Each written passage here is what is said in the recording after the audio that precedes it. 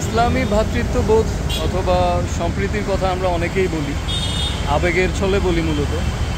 কিন্তু যদি আমরা আপাত দৃষ্টিতে চিন্তা করি, তাইলে আদৌ কি আমরা বাঙালি জাতীয়তাবাদ বুঝি কি না এই প্রসঙ্গে আমাদের চিন্তা করতে হবে।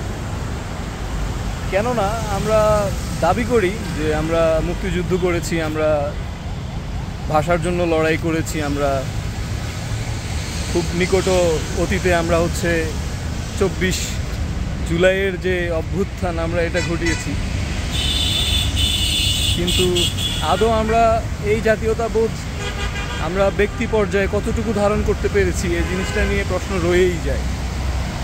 আমরা ধারাবাহিকভাবে যে উদাসীনতার পরিণাম আমরা নিজেরাই তৈরি করে এসেছি, এটা চরম বাস্তবতা যে আমাদেরকে যারা শাসন করে আমরা ঘুরে ফিরে তাদের কাছেই ফিরে যাই, যারা আমাদেরকে শোষণ করে অভ্যস্ত। এখানে পরিবারতন্ত্রকে আমি এক নম্বরে একটা আমাদের জন্য কার্স হিসেবে আমি মার্ক করব। কিন্তু আমরা এর থেকে কখনো উত্তরণের চেষ্টা করেছি কি না এটা নিয়ে প্রশ্ন রয়ে যায়। অথবা আমরা যারা চেষ্টা করি যে আমরা এই চিরায়ত রাজনীতির যে অভিশাপ এর থেকে মুক্তি চাই বা মুক্তি পেতে চাই, তাদেরকেই বরং ধারাবাহিকভাবে দেখা গেছে বাংলাদেশ বিরোধী, জাতীয়তাবাদ বিরোধী ইত্যাদি ইত্যাদি বিভিন্ন ট্যাগে ট্যাগায়িত করা হয়। কিন্তু আলটিমেটলি যারা জাতীয়তাবাদের স্লোগান, বক্তব্য এবং সেই মোটো সামনে রেখে দেশ শাসনের ভার নেয়, তারা আসলে রক্ষক কতটুকু এটা চিন্তার বিষয়।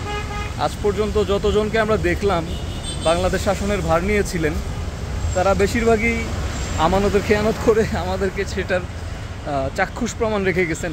কিন্তু আমরা এখনও দেখতেছি যে স্বাধীনতার প্রায় 50-55 বছর পার হয়ে গেছে, আলটিমেটলি আমরা সেই শিকড় ভেঙে বেরোতে পারি নাই।